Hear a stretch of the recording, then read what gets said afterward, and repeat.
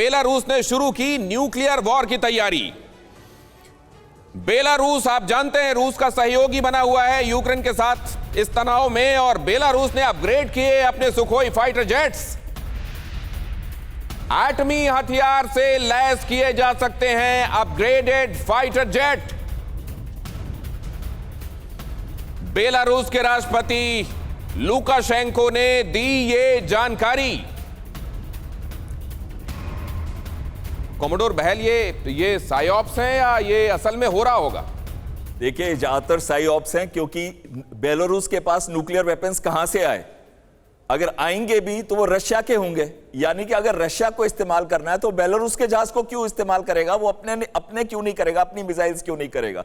तो कहीं ना कहीं ये सिर्फ साइकोलॉजिकल वॉरफेयर है, इंफॉर्मेशन ऑपरेशंस है, और प्रेशर बढ़ाने की कोशिश की जा रही है। क्योंकि अगर आप देखें, कुछ समय पहले बेलारूस के ऊपर भी अटैक हुए थे।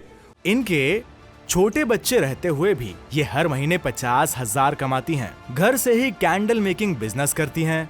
आपको भी सीखना है और करना है, फिर क्यों देरी? फ्रीडम ऐप को अभी डाउनलोड करें। और वो अटैक सब पीछे से किए गए। और कॉमोडोर बहल, इसी बात पर मैं आपको यहां इनवाइट करना चाहूंगा। वो जो मैं नक्शा खासतौर से अपने दर्शकों के साथ शेयर करना चाहता हूं, मैं जरा यहां पर दिखाइए वो मैप। ये है, देखिए सर, ये अगर आप देखें, यहां पर आपको कॉन्टिनेंट्स दिखाई दे रहे हैं। ये रहा अपना भारत, ये रहा चीन का वो हिस्सा जो ताइवान की तरफ है, और इधर चले आइए जरा, ये रहा यूरोप, और यहां आपको दिखाई दे रहा है अमेरिका। ये जो डॉट्स आपको दिखाई दे रहे हैं, ये हैं परमाणु ईंधन से चलने वाले विद्युत संयंत्र जहां पर लगे हुए हैं। अब जरा देखिए, इनकी डेंसिटी देखिए और कॉन्फ्लिक्ट वाला जोन देखिए, और अब ये अंदाजा लगाइए कि कैसे हम बारूद के ढेर में बैठे हुए हैं और उसी में आग लगा रहे हैं, क्योंकि ये रहा यूरोप से।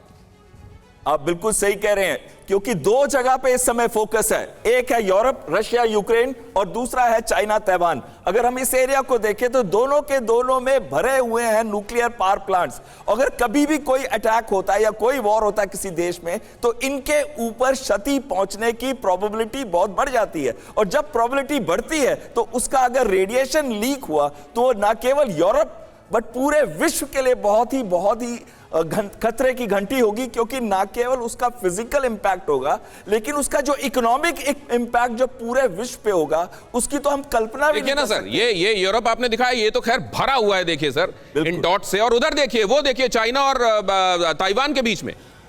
अब ये खास तो अब देखिए, वहां अगर खुदा ना खास्ता वहां भी लड़ाई छिड़ गई, तो ये तो सीधे सीधे ये तो यूरेनियम के ढेर पे बैठी हुई है दुनिया। बिल्कुल सही कह रहे हैं। इसीलिए बहुत इंपॉर्टेंट है कि अमेरिका, जो खुद इससे नहीं कभी बच सकेगा, अमेरिका का इसमें रोल बहुत बड़ा है कि वो अब लड़ाई को बढ़ाना छोड़े और दोनों देशों के बीच में एक संधि की तरफ मूव करे। और यह भी जरूरी है कि ताइवान में अपने लोगों को भेजना बंद करे, ताकि वो ऐसी सिचुएशन ना आ जाए कि चाइना को लगे कि ये अपॉर्चुनिटी विंडो जो है रीयूनिफिकेशन की, वो छोटी होती जा रही है, और कोई जल्दी से वो कोई ऐसा कदम उठा ले जिससे एक और युद्ध का क्षेत्र बन जाए। इनके छोटे बच्चे रहते हुए भी ये हर महीने 50,000 कमाती हैं। घर से ही कैंडल मेकिंग बिजनेस करती हैं। आपको भी सीखना है और करना है, फिर क्यों देरी? फ्रीडम ऐप को अभी डाउनलोड करें।